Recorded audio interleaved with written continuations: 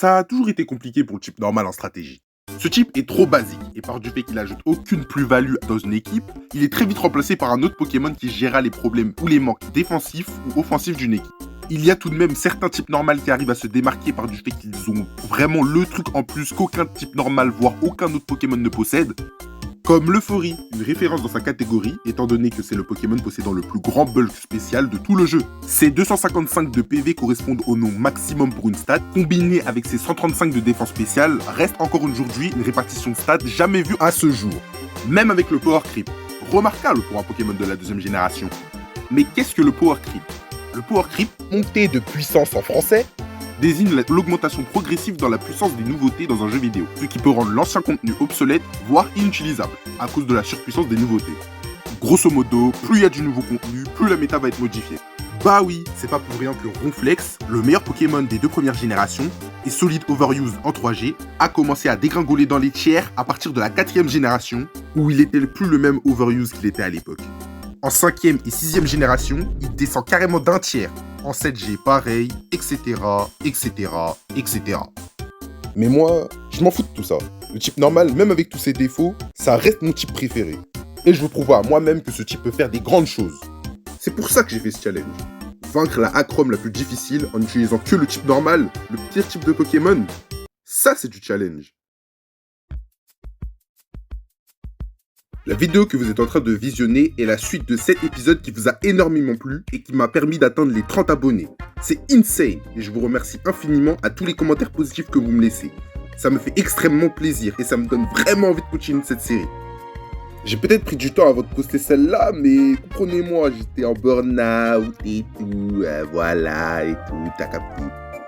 Enfin bref, commençons sans plus attendre le second épisode de Run and Gun en monotype normal.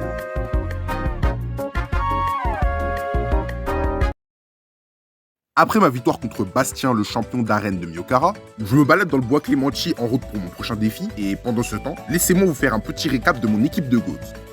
On a tout d'abord Cancel le Delcatty, pour l'instant le titulaire de l'équipe. Ensuite, on a Loctout, les Tourvol et Waza le Roucoups, les deux frères de type normal vol. Brenroted et Astel, les deux lapins de l'équipe. Et pour finir, on a Louise le Ponchien, Canicule le Elionceau et Gamepass le Vivaldin. Après avoir passé le bois Clémenti et défoncé quelques dresseurs très facilement, je me trouve face au premier combat double du jeu, face aux sœurs Gina et Mina, qui possèdent un Melodelph, un Pokémon de support totalement viable en VGC avec le talent Gardami. Il a surtout la possibilité de bénéficier des boosts de l'Evolurock et son accès à Parisie et coup de main, des moves de support hyper utiles. Mais bon, même si le fight semble compliqué, ça reste un fight que j'ai déceleste. Parce que ma team est grotesque. À peine arrivé à Mérouville, je capture un Cerfrousse que j'appelle Stanley. Il n'est pas fou, mais il fera l'affaire. Ensuite, je me rends instantanément à l'arène de Mérouville pour affronter la championne Roxane, spécialisée dans le type roche. Ouais, les attaques du type normal feront peu de dégâts cette fois. Super. Mais attends une minute, j'ai complètement oublié de capturer un Pokémon à Myokara, moi. Donc je fais tout de suite demi-tour pour attraper un nounourson que j'appelle Regrum, un type normal combat qui possède le talent boule de poil, réduisant de moitié les attaques de contact. Mais en contrepartie, double les dégâts subis de type feu. Je ne sais pas s'il m'aurait été utile à l'arène de Myokara, mais bon, mieux vaut tard que jamais, hein.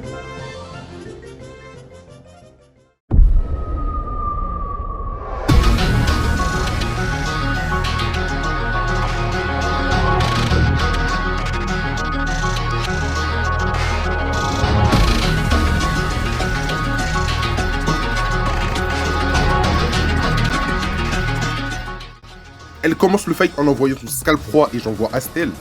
Je lui fais un pied sauté qui aurait pu le tuer, mais il tank avec un point de vie grâce à son objet Ceinture Force. Il riposte avec la casse-brique qui me met 8 life, mais je le termine avec Vive Attaque. Ensuite, elle me voit un putain de Zygarde. Je lui spam des regards toussants jusqu'à ce que ce monstre tue mon Astel pour que j'envoie Louise de manière safe, qui peut tanker ses myriades à flèches et le two-shot avec Bélier. Elle envoie à présent son Dragmara qui one-shot Louise. Et c'est à présent l'heure du premier combat de Stanley, qui l'outspeed et le two-shot avec double pied. Donc il n'était pas si inutile que ça au final. Et maintenant elle va envoyer son Pokémon le plus bulky et le plus terrifiant, Megapagos.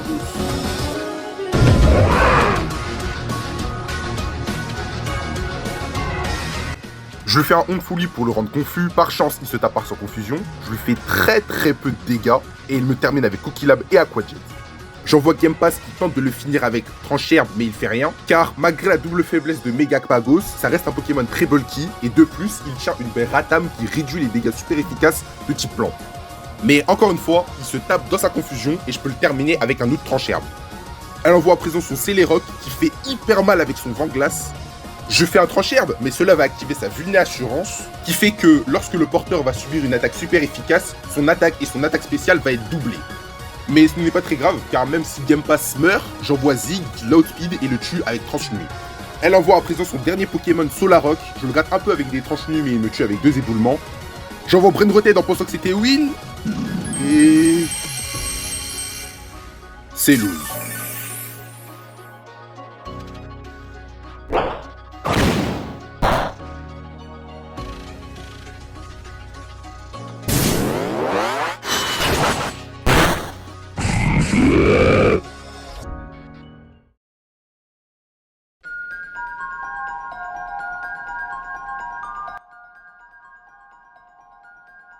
Le Solarock a utilisé Aurore, une capacité qui soigne de 50% ses PV max. Et Brainroted a un mauvais match-up face à Solarock. Solarock est un Pokémon de type roche psy. Donc mes attaques de type normal sont peu efficaces sur lui. Mais tu me diras, pourquoi je ne fais pas des attaques de type sol? Ça va le type roche, non? Oui, mais non. On n'a pas affaire à n'importe quel type roche là. On a affaire à Solarock, un type roche possédant le talent de lévitation, le rendant immunisé aux attaques de type sol. Donc en gros, je ne fais pas assez de dégâts, il se heal en boucle avec Aurore si besoin, et lui, il me fait hyper mal avec ses coups psycho. Donc c'est lose. Ouais, mais c'est pas grave, j'étais à son dernier Pokémon, j'ai juste à trouver la faille dans ma stratégie, ou avoir beaucoup plus de chance, et c'est win. Oui, mais non. Ma stratégie était certes bancale, mais j'ai remarqué un truc suite à mes nombreux tries qui suivent. Je vous explique. Après le kill de Dragbara par Stanley, Roxal envoie son Megapagos, son Pokémon le plus bulky, et de loin. Pour le vaincre, il faut que j'arrive à l'affaiblir petit à petit avec la confusion d'onde folie pour le finir avec Stanley et Game Pass. C'est vraiment le seul moyen, mais il y a un hic. La confusion le blesse seulement à un tir du temps, et l'effet peut disparaître à partir du premier ou du 4ème tour après l'avoir lancé. Donc ça peut arriver très, voire trop souvent qu'utiliser onde folie me fait littéralement perdre un tour pour rien. De plus, Game Pass est littéralement une fraude pour ce fight. Il arrive à se faire touch-up par un type Oroche quand même. C'est une honte pour le type plante. Et puis, peut-être que Game Pass sera utile quelque part d'autre, et que le reste de ma team pourra faire face à Megapagos. Louise et Astel sont trop occupés à gérer le Scalproie et le Zygarde qui sont ingérables sans eux. Brainroted est faible au type eau, et Zig est trop important pour la fin face aux 2 cailloux volants. Donc, je regarde ma box et... Vous vous souvenez du Pokémon que j'avais oublié à Mokara? Peut-être que... Attends... Regrum?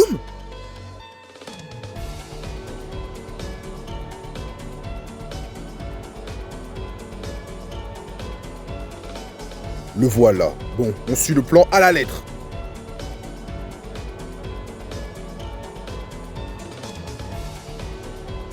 Regrum et le GOAT?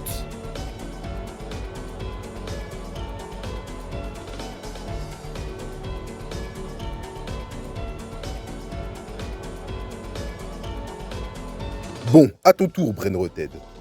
Il suffit juste qu'il t'endort pas trop longtemps avec son attaque hypnose, que ton attaque trop bon le paralyse et l'empêche d'attaquer pour qu'il soit assez lent et affaibli pour que Zig le one-shot en un tranchement.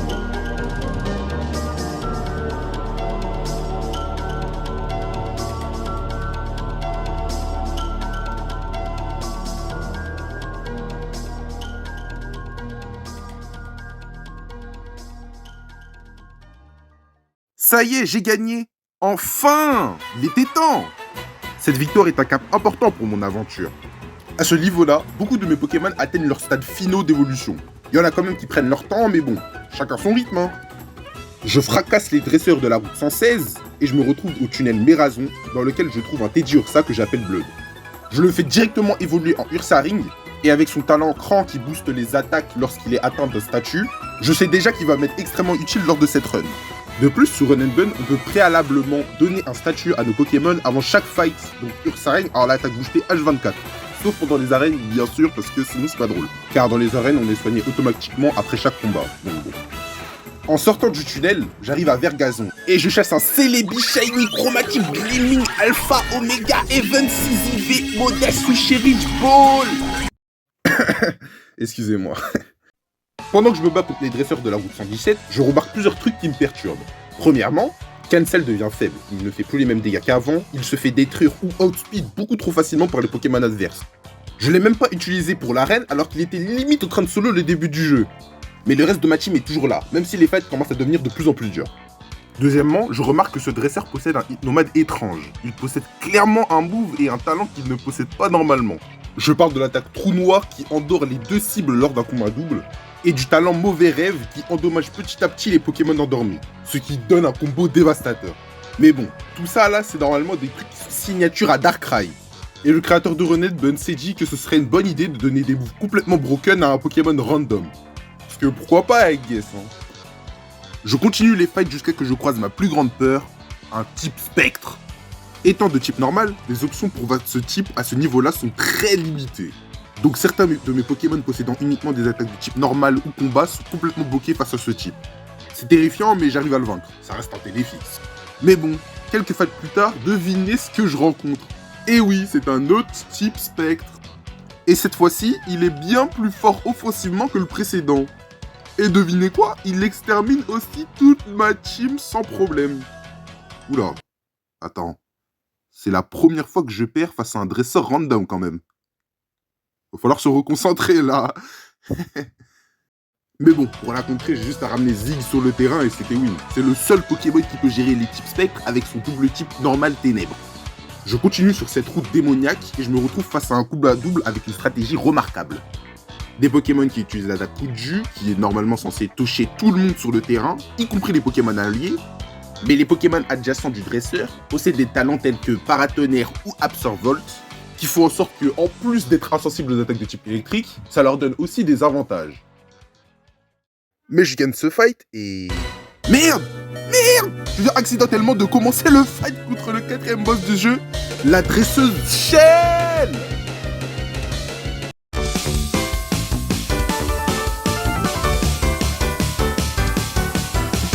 Elle commence le fight avec un low class et je commence avec Astel. Je lui fais un pied sauté, mais elle m'endort instantanément avec Berceuse. Puis elle me met à 1 PV avec 2 Beat Splash. Je me réveille et je lui fais un petit pied sauté, mais elle me tue directement avec un souffle glacé. Ensuite j'envoie Game Pass qui le termine avec Encornebois. Elle envoie son terrifiant Togekiss. Je switch sur Louise, mais il se fait éteindre par 2 tranchères et un feu ensorcelé. J'envoie Waza qui a failli le tuer avec 2 mégaphones, mais se fait lui aussi two-shot par tranchère. Je me dis que c'est un peu la merde et j'envoie Zid qui l'outspeed et le tue avec coup de boule. Ensuite, elle m'envoie son Delcachi qui me fait un combo terrifiant. Elle utilise l'attaque Bluff, plus l'attaque Dernier recours pour tuer mon Zig. Attends, donc là elle profite du fait que l'attaque Bluff agit en priorité et peut apeurer l'adversaire pour utiliser l'attaque Dernier recours. Non, c'est une folie. Ensuite, je vois Regroom qui tente le Dernier recours et le tue avec Sacrifice. Elle envoie son Rire Féroce qui place les pièges de rock. Je fais un sacrifice, il me fait un Tululier. Je refais un sacrifice qui crit, il refait Chinuni qui me tue. Et j'envoie Game Pass qui le tue directement avec un Encornebois. Elle envoie ensuite son Happy Rain qui me tue instantanément avec son appel attaque. Et c'est lose.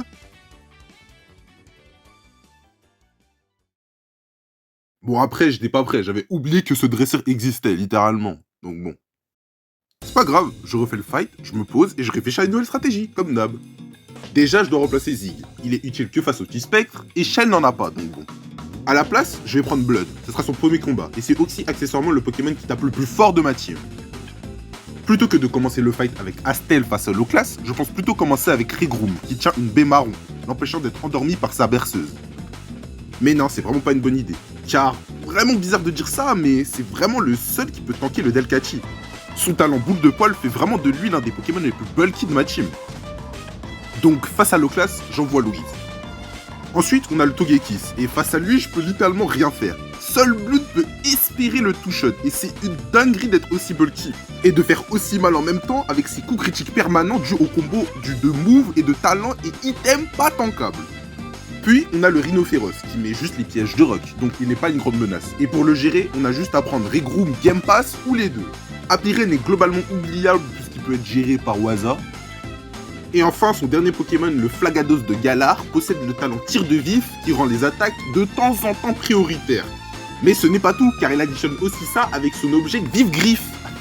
Parce que c'est trop marrant en fait. Donc face à lui, je n'ai pas vraiment de strat. Ce sera au petit bonheur la chance, on va dire.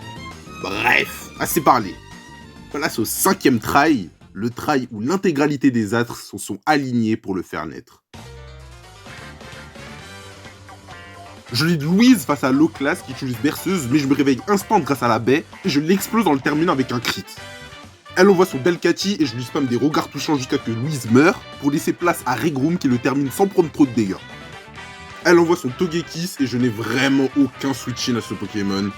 Donc je laisse Regrum mourir pour avoir les Blood qui tank à un putain de PV la tranchère de Togekiss et parvient à le two-shot et Blood meurt en héros de brûlure. Non mais quel monstre! Un PV, oh my god. J'envoie Astel pendant que le terrain est vide, puis elle envoie son Rhino féroce, je re-switch sur Game Pass qui l'explose avec 2 encorne-bois. Elle envoie son Happy Rain qui me tue avec Appel Attaque et j'envoie Waza qui le tue avec un crit lame d'air. Ensuite, elle envoie son Pokémon le plus imprévisible de sa team, j'ai nommé Flagados. Ce Pokémon fait beaucoup trop de dégâts, donc pour le vaincre, je spam des danses plumes pour réduire son attaque au maximum jusqu'à que Waza meure. Ensuite, j'envoie Astel, et je prie pour qu'il n'y ait aucun crit de la part de Fragados, ça annulerait tous les malus, et son coup sera boosté. Donc en gros, Astel mourra. Donc il suffit juste d'avoir de la chance.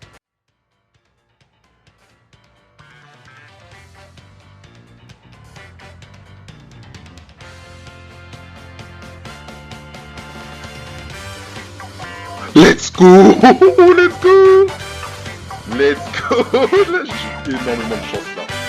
Là, j'ai eu trop de chance. Ok.